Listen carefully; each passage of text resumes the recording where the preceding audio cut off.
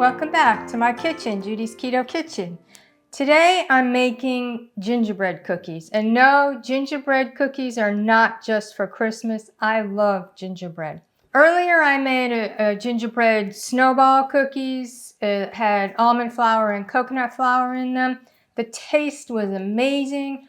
I don't like coconut flour. I think it just dries things out. And while the cookies tasted good, I thought they were a little too dry. So I came up with another recipe, and I have made these before and they're amazing. Here I have 40 grams of xylitol. Use any granular sweetener you want. I have to use xylitol. It's the only one that does not give me gastric issues.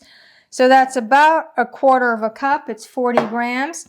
And here I have about 1 cup or 121 grams of almond flour.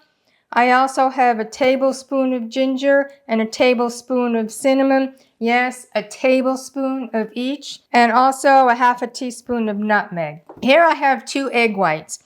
And I'm going to beat them to a soft peak. Then to that I'm going to add a half a teaspoon of maple extract and a half a teaspoon of vanilla extract. So we're going to whip the egg whites. A half a teaspoon each of vanilla extract and maple extract. And this is vanilla extract I made myself. And now we're going to whip it to a stiff peak.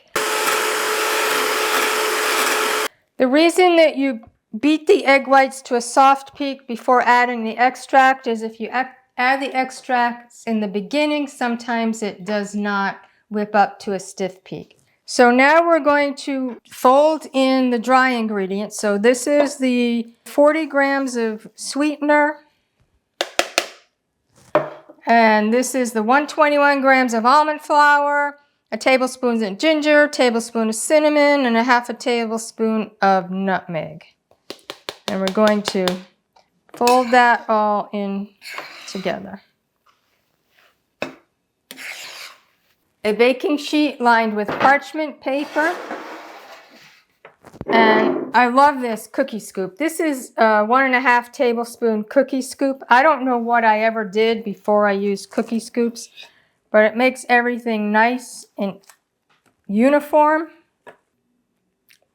So I'm going to put these in a 325 Fahrenheit oven for 15 to 18 minutes, depending on the heat of your oven. Mine doesn't heat up all that well, so I'll put it in for probably 18 minutes. So when they come out of the oven, you let it cool in the pan for 5 minutes, then put them on a cooling rack until they're completely cooled, and then we'll be back to taste them.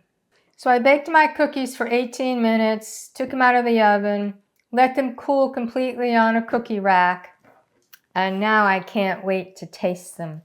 These are so good. The last time I made them, amazing. So here we go.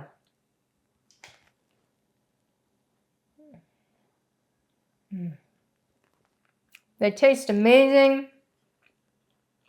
They're soft. Unlike the ones I made with coconut flour, they're moist. A good gingerbread taste. And it's not just for Christmas. Gingerbread cookies that taste so good.